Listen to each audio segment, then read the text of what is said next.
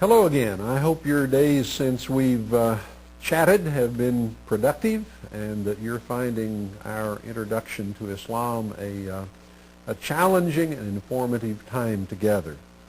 We come now to session 4 that basically focuses upon the spread and the development of Islam. By the spread, we simply mean where it went, how it got there as it moved out of the Arabian Peninsula. By its development, we mean its internal development in terms of theology and philosophy, and particularly in terms of the rise of different denominational tendencies. For Islam has been around now for 1,400 years, and it is a very, very complex religious expression. In different parts of the world, it has a very diverse kind of history. As it has spread, it has come into contact with and engaged a multitude of different cultures. You will understand that Islam began in Arabia, Central Arabia, with the focal point around Mecca and Medina. And by the end of Muhammad's life, it basically was influencing the whole of the Arabian Peninsula. But in the 100 years following his death, it exploded out of the Arabian Peninsula and spread in an incredible way. To the west, it went all the way across North Africa, through Egypt, through what today is Libya, Tunisia, Algeria, Morocco, and into Spain, and through Spain on up into France. To the east, Islam came out of the Arabian Peninsula and occupied what today we think of as Palestine, Jordan, Syria, Iraq, Iran, Afghanistan, and into part of what we think of today as Central Asia, those areas that for the most part today would be a part of the country of Uzbekistan. All this growth within 100 years just in terms of the physical spread of a Muslim presence. Well, clearly, as Islam was moving, it was encountering and engaging a multitude of different cultures. Now today we typically think of the Middle East as being Arab. I mean, from Iraq in the east down to Egypt and all the way across North Africa to Morocco. All of those countries are Arabic speaking today. But that was not the case when Islam left Saudi Arabia. In fact, Arabic, for the most part, was spoken only in Saudi Arabia. And each of these different areas had its own language and its own culture and its own religion and history, very different from that characterized the Bedouin people of Arabia. So as Islam moved, it encountered a multitude of different sets of people and different sets of circumstances. And even as Islam influenced those places and those peoples and those places gradually influenced Islam. And when you step beyond that initial 100 years, you find Islam spreading on into Central Asia, on down into what today we think of as the subcontinent, the countries of Pakistan, India, Bangladesh. And then by sea, Islam spread even farther to the east to the country of Malaysia and what today is known as Indonesia. All of this took place over a number of centuries. But as you can well imagine, there was considerable ferment in the thought and the life and the practice of Islam as it moved into these new areas and discovered new and very different people. So, we want to give you very quickly an overview of Islamic history. You will find a link simply called Islamic History that will bring up a chart for you that will outline some of the principal dates that I want to give you. And there's an assignment that goes along with this that you need to be thinking about as we move through this. And again, the assignment is to be posted back to me at the bulletin board. I want you to reflect on the possible problems that Islam would have encountered as it spread and engaged these different peoples and circumstances. Now, back to a general historical overview. You will recall the parameters of Muhammad's life. He was born in 570. He died in 632. His death was rather sudden. Following his death, he was succeeded one after the other by 4 individuals who are known as the rightly guided caliphs. The word caliph, C-A-L-I-P-H, or sometimes spelled K-A-L-I-P-H, simply means a successor. These 4 individuals are seen as the immediate successors to Muhammad. One after the other, they followed each other. And their combined period of leadership was from 632 to 661. And it was during the time of these 4 individuals that Islam moved out of the Arabian Peninsula into the Middle East and began its journey across North Africa. After these individuals had passed off the scene, a change came in the way the Islamic empire was organized. These individuals, these 4 rightly guided caliphs, were chosen primarily on the basis of having been close companions of Muhammad and on the basis of the perception that they were among the best Muslims to be found. Following the last of these caliphs, the last one's name was Ali, there arose a dynasty known as the Umayyads. Now the leadership of the Islamic empire shifted to a particular family, a bloodline, if you will, like the House of Windsor in Great Britain, where one king or queen follows another, one being the descendant of the one before, the descendant of the one before, and so forth. So a group of people known as the Umayyads seized power, and they reigned from 661 to 750. They moved the capital of the Islamic Empire from Arabia to Damascus in Syria. And they continued the work of expanding Islam farther into Persia, farther into the direction of Afghanistan, and also farther across North Africa. These people, as I noted for you, reigned for about 90 years. At the end of that time, they were overthrown by a rival family known as the Abbasids. The Abbasids came to power and in effect established their own dynasty, whereas previously the leadership moved from one Umayyad to another to another. Now the Umayyads are out and the Abbasids are in, and the leadership moves from one member of the Abbasid family to another to another. Rather like what we see in Saudi Arabia today, where the ruling family is the House of Saud, and one king is succeeded by another king, is succeeded by another king, but they are all drawn from the same family line, the House of Saud. The Abbasids reigned for 500 years, from around 750 after Christ until 1253. Now, this is not to say that everything within the Islamic world was one great big happy family during all of this time. Far from it. There were various rivals that arose and contested the Abbasid presence.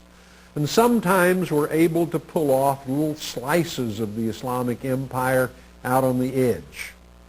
Over in Spain, far in the west, the descendants of the Umayyads continued to reign in an unbroken lineage down until the 15th century. We have to remember that most of Spain was under Muslim control for 800 years. And it was only in 1492, a date that sometimes sticks with American students of history.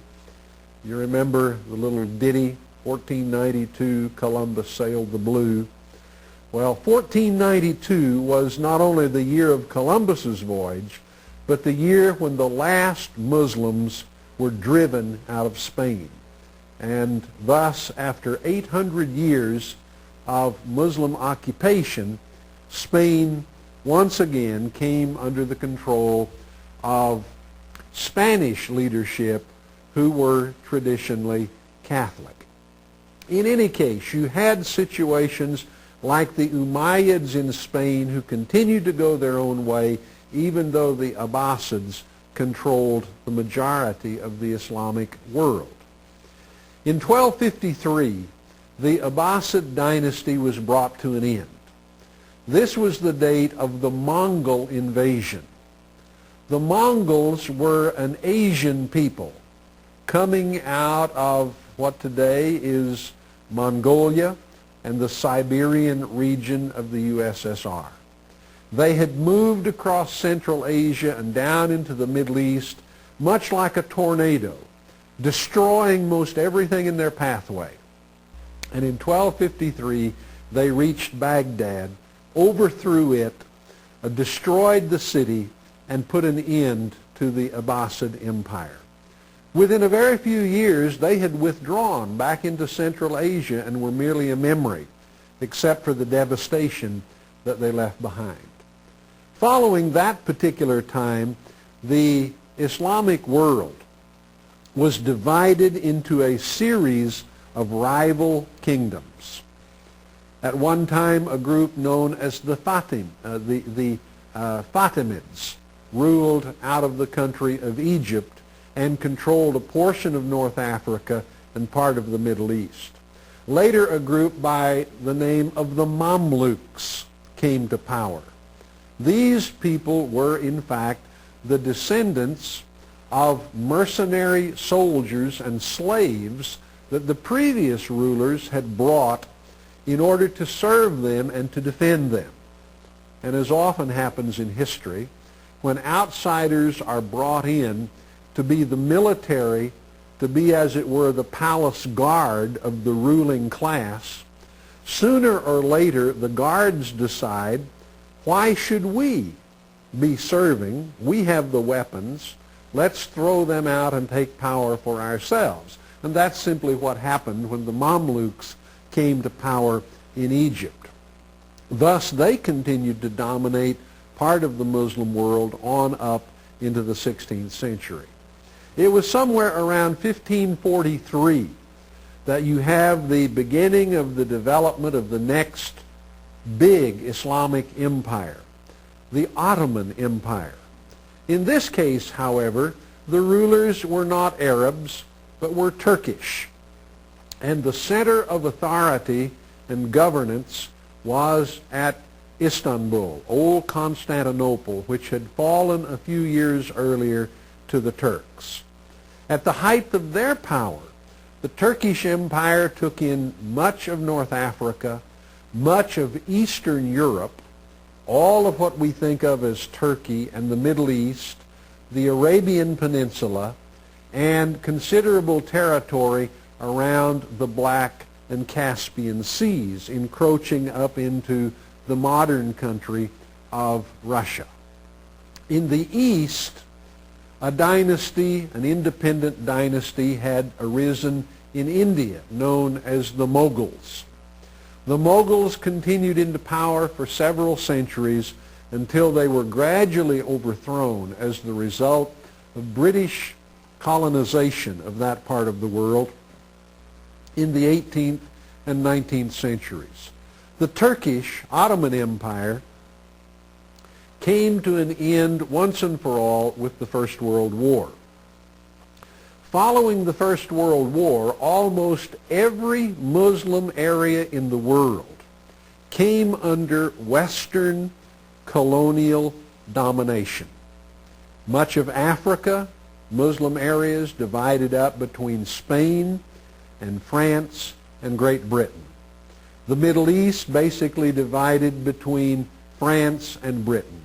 The Russians occupied the Muslim areas of Central Asia. The Dutch occupied what today is Indonesia. And the Americans occupied the Philippines, the southern portion of which is Muslim. So the Muslim world basically came under Western colonial control.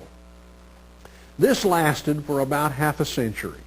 And following the Second World War, little by little, the colonial authorities withdrew, and Muslim peoples gained their independence. Today, however, there is not one large Islamic empire, as under the Umayyads or the Abbasids or the Ottomans, but rather you have the phenomenon of the modern nation state. And so you have countries like Morocco and Nigeria and Syria and Pakistan, Bangladesh and Indonesia. These Muslim areas gradually gained their independence. The last colonial empire to fall was the Russian Empire, which early in the 1990s collapsed, leading to the independence of the Muslim areas in Central Asia and the creation of new nations like Uzbekistan and Kazakhstan, Kyrgyzstan, and Turkmenistan. So Islam, in terms of its political history, has undergone incredible kinds of diversity and change. In association with the spread of Islam, often we think of the idea of jihad. Now you will remember when we were talking about the beliefs and practices of Islam, we indicated that some people would add jihad as one of the pillars, and thus would increase the pillars from 5 to 6. Jihad, the word itself, means exertion. And Muslims would say it refers to exerting oneself in the doing of God's will, mentally, in terms of emotion, in terms of will, physically. It also carries with it the meaning of exerting oneself in behalf of God militarily. And for many a Westerner today, it is basically translated by the idea of holy war. I have an assignment for you at this point. You need to hit the pause button in just a moment. You need to go to the link db.islam, and when you are there, you need to enter the word jihad, J-I-H-A-D. When you have done that, I want you to note how jihad is explained. And how does this explanation square with the spread of Islam around the world? I want you to post your findings back to me. So we've basically looked at something of a historical overview of Islam, and we've touched on the idea of jihad. Now we want to move to a slightly different vein and to think a bit about the development of Islam in terms of theology and philosophy and the rise of a variety of sects and denominations.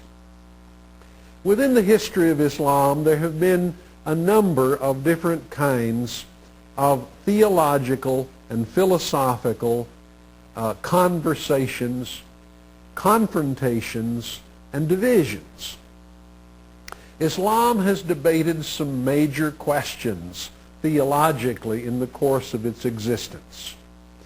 One of the early debates revolved around the question of who is a good Muslim, or put in other terms, how many and what kind of sins disqualify you from being a Muslim.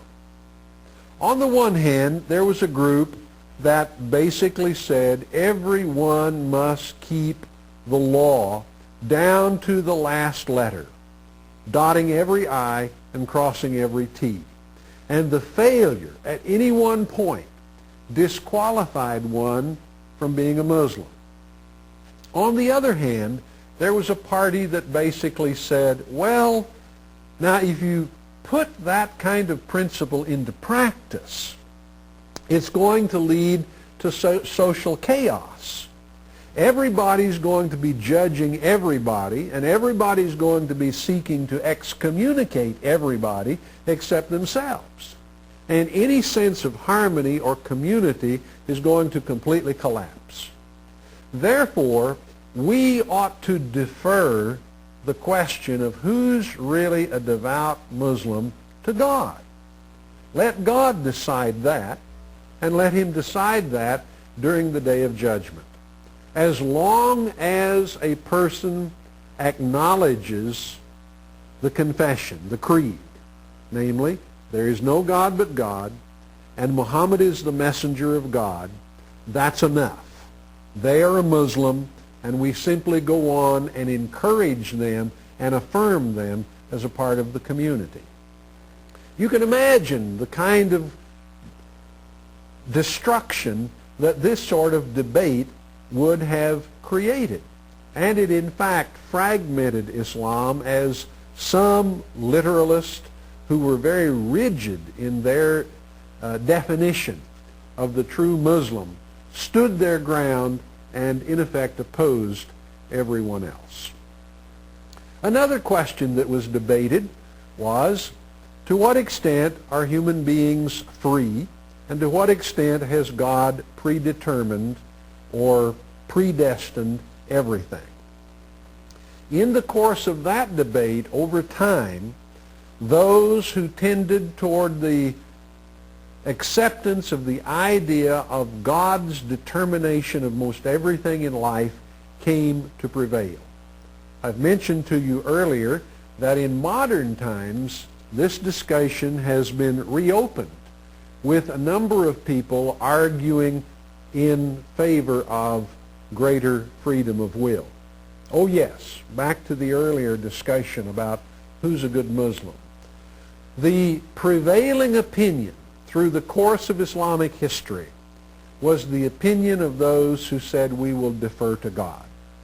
And so Muslims today generally are willing to accept other Muslims without a great deal of strictness being demanded of them in their lives, as long as those Muslims hold to the creed.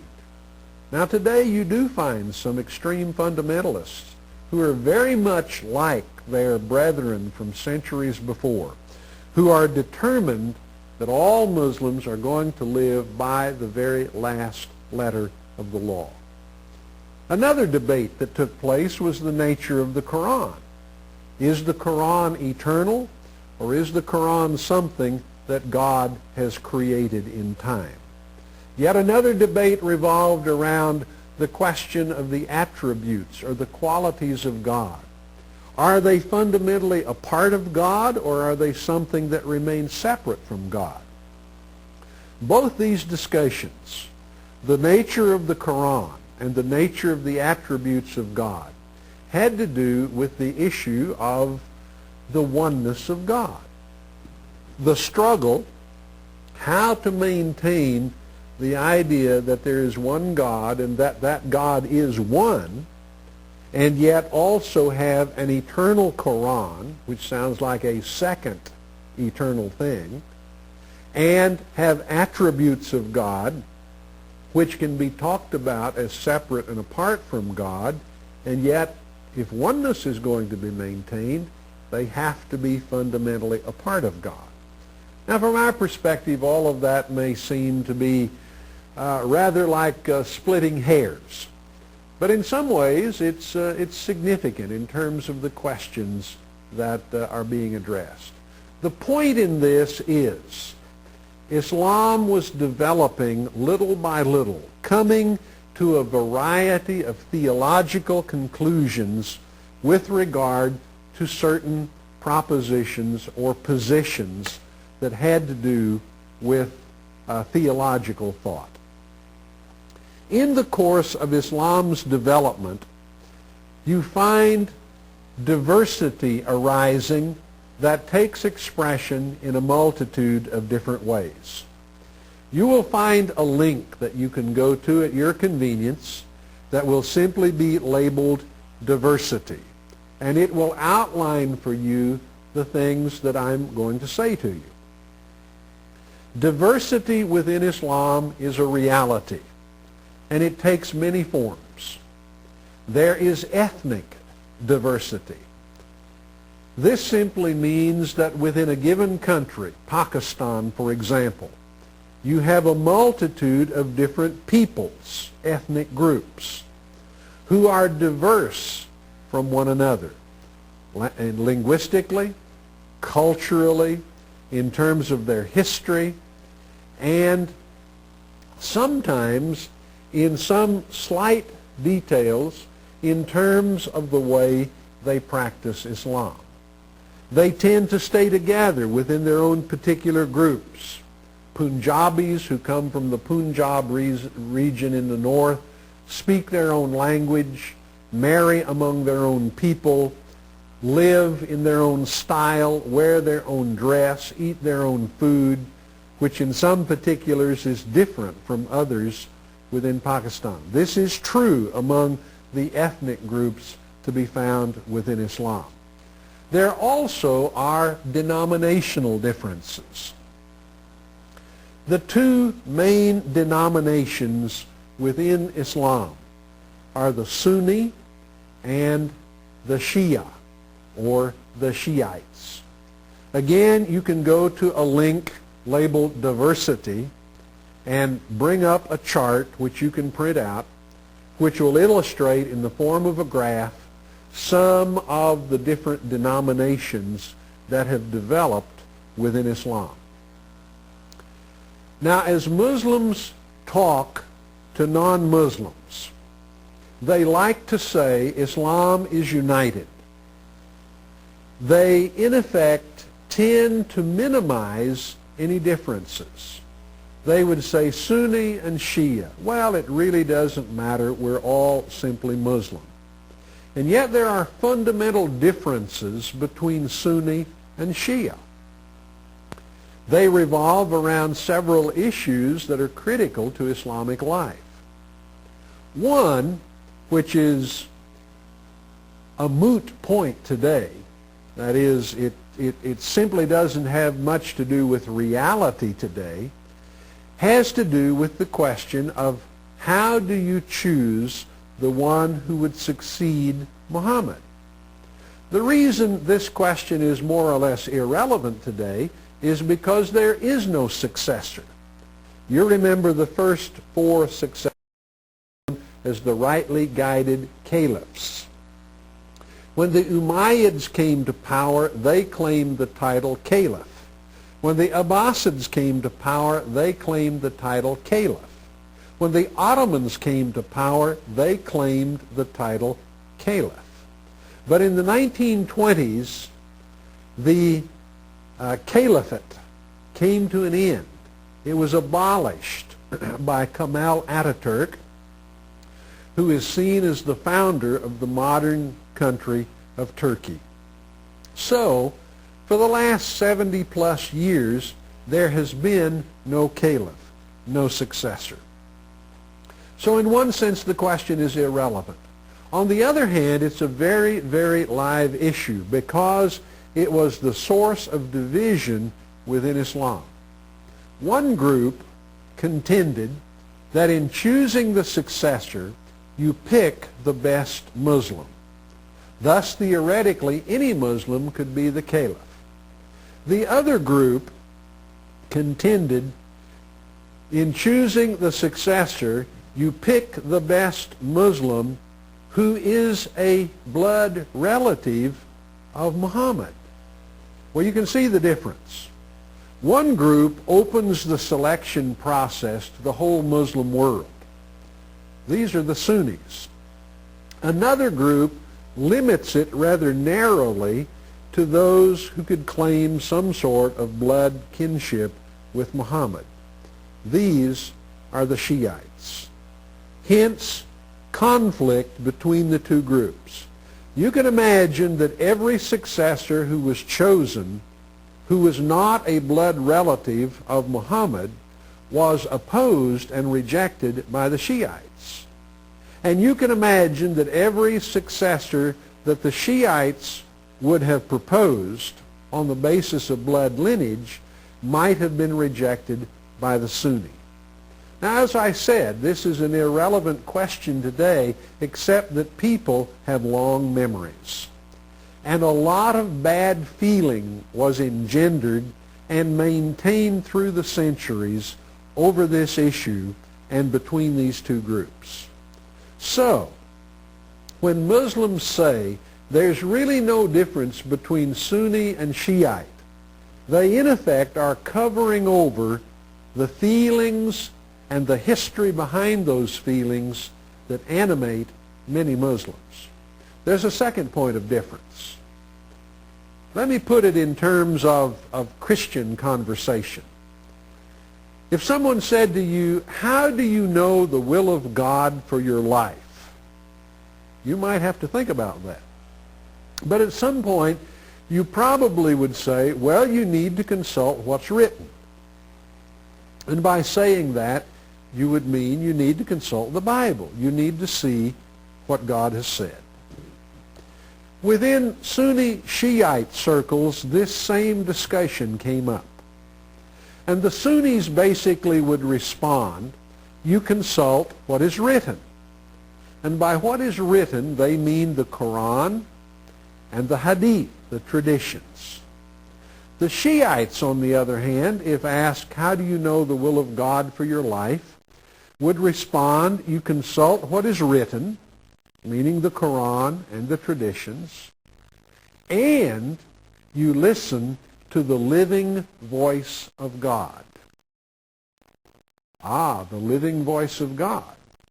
Where do you find that? You find that in the special group of successors that the Shiites believe are the legitimate heirs to Muhammad's position of leadership in the Muslim world. Now the Sunni listens to this Shiite explanation and says, that's insane. All you need is what's written. And the Shiite looks at the Sunni and says, you're not in touch with the living voice of God as it is expressed in the world today. You see, this is a fundamental question over authority. What authority do you turn to in order to determine which way to go with your life? So there are basic differences between Sunni and Shiite. Remember, the Sunnis constitute 85% of all the Muslims in the world. The Shiites only about 15%. Iran is the nation that is predominantly Shiite, though half of the Shiites in the world live somewhere else and are not Iranian. They are found in Azerbaijan, they are found among certain peoples of Afghanistan and Pakistan, a few in Arabic-speaking areas of the Arab Gulf, and wherever those people have immigrated in the world. Denominational differences. Beyond that, each of these groups, Sunni and Shiite, is subdivided into denominations. Shiites come in a variety of forms. Those who are known as Zaydis, those who are known as Ismailis, those who are known as Imamites. And they differ with one another over the question of who the successor was. they also differ with one another in terms of some of their interpretations of passages in the Quran. So you see, there is diversity in Islam. There is another kind of diversity that is there. And that is a diversity that basically has to do with one's theology or one's approach to being a Muslim. Again, you can find a link that will bring up a chart for you this particular aspect of what I'm saying. Some Muslims are orthodox or fundamentalists. This basically means that they are literalists. They cross every T, they dot every I, they do exactly what the Quran and what the Hadith or the tradition says, and they do not allow for any difference in interpretation or understanding. Some Muslims are conservative. By conservative, I mean they are committed to the Quran and committed to the Hadith as the basis of authority in the Muslim life, but they're not looking at those materials literalistically, but they want to determine principles that could be extracted and applied to one's life. Some Muslims are progressive. These people, for the most part, have been influenced by Western culture and a Western style of education. And though they are committed to the Quran, though they are devout Muslims, these are the ones that have reopened the discussion about God's determination of events in life over against human freedom and responsibility. They are moving in a more progressive way to try to apply Islamic principles to life today. Some Muslims are secular. That is, they are Muslim in culture only. But make no mistake, they're Muslim. They may not read the Quran. They may not go to the mosque. They may not say their prayers. But if you ask them, they would say, yes, I'm a Muslim. Maybe not a very good Muslim, but I'm a Muslim. There are multitudes of people who fall into this category. They maintain the trappings of Islam in a variety of different ways. For example, if they have male children, they would surely have them circumcised, a custom that is found everywhere in the Islamic world. They would not think of foregoing that ritual. They probably would give their children Muslim names. When they die and are buried, they would want to be prepared for that burial in a Muslim way, and there is a specific process. And they would want to be buried in a Muslim cemetery. They would also expect that whatever inheritance they had to be passed on to others would be divided according to Islamic principles. So secular and yet Muslim. There are two other groups of Muslims that we need to think about a little bit more. One is the group known as Sufis. I'll have some more to say about them to you in just a moment. The other could be labeled folk Muslims, F-O-L-K, folk Islam, or popular Islam. And in another session, we'll talk rather extensively about this expression in the Muslim world. Folk Muslims, or popular Islam, in essence, is Islam joined with magic, with occultic practices, with superstitions, with a number of things that frankly are anti-Islamic, but are not seen that way by those who are following folk Islam. Now, back to Sufism. The word Sufi is thought to come from an Arabic word suf, which means wool. Wool, like from a sheep. It was applied to these people early on as sort of a term of derision. At least this is one thought about the origin of the term. The Sufi is, in essence, a different kind of Muslim. The Sufi could be described as a mystic, as an individual for whom religious life involves a heavy dose of the emotional and the experiential. Mysticism has been defined by Webster in the Common Dictionary as the belief that direct knowledge of God is attainable through immediate intuition or insight. In other words, you can know God here and now as a result of some sort of special intuition. The Orthodox Muslim opposes Sufism strongly and bitterly. The Orthodox Muslim believes that God is transcendent. He is totally other. He's up there and out there and does not come down into life. He does not get involved in human affairs. And thus, it is impossible, according to Orthodox Islam, for a Muslim to know or to experience God. Orthodoxy believes that we can know the law of God. God has sent His law down, namely the Quran. And you and I have but to take it, to read it, and to do it. But we do not know God in any sort of experiential or personal sense. It's simply impossible, and in fact it's blasphemous from the Orthodox Muslim's perspective to speak in those terms. So the Sufi comes along, and the Sufi simply says, I can't stand to live my life simply on the basis of rules.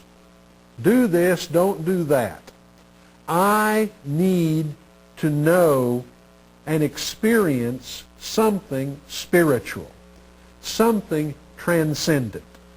And thus the Sufi concludes that it is possible to know and to experience God. Hence, the Sufi is a mystic. Mysticism involves a tendency, or a number of tendencies. It is a yearning for a personal relationship with God. And there is always more emphasis placed on the eternal than the historical. More emphasis on the inner than the outer. More emphasis on spirit, not the Holy Spirit, but the spirit of the thing, as opposed to the law or the letter. More emphasis on the individual than on the society or the group.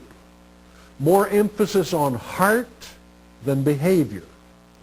More emphasis on the subjective, that which is better felt than diagrammed logically, than the objective. And more emphasis on power, more emphasis on love than on power. Sufism reflects all of those kinds of tendencies.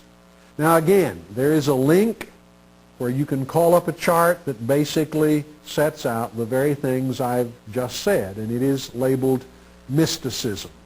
So at your own leisure, you can notice these once more and reflect on them in a deeper sort of way. Sufism arose simply because many people felt that Islam as practiced by the Orthodox was sterile and empty and left them with no real emotional, spiritual sustenance, no foundation to their lives. Within Sufism, there is a different kind of emphasis. Classical Sufism stresses several things. And again, there's a link later in Sufism where you can bring up a chart that summarizes what I'm going to say to you now. Classical Sufism emphasizes purity of heart. This is critically important. Classical Sufism stresses moral cleanliness of motives. Classical Sufism insists that one detach the heart from the temptations of life, from its riches, from its luxuries, from its lusts. Classical Sufism insists that one devote oneself wholly and totally to God. A quotation common to the Sufis is, "The exterior is for the world. The interior is for God." Thus, the Sufi is insisting on inner purity. The models that the Sufi looks to are Muhammad, whom Sufism turns into a Sufi on the basis of certain events in his life and certain comments to be found within the Quran. The Sufi is one who stresses the love of God, God's love for humankind, and the necessity of people loving God. The Sufi is one who says she wants to know God and to experience God. Consequently, the Sufis are a radically different expression within this diversity that is Islam. Now, I have several assignments for you at this point that will involve you using the pause button and going to some links. They focus on Sufism. The first assignment calls you to these links, to one entitled Sufism, to a second one, ias.org, to a third one, Al-Islam. I want you to go to each of those three different sites and read articles that you may find there. Pick any article you like.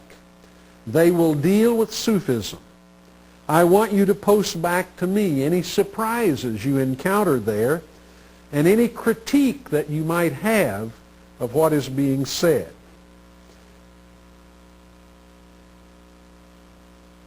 Then I have a second assignment for you. It takes you to another link that is simply identified as Sufism. This will lead you to information about a particular Sufi group known as the Mevlevis.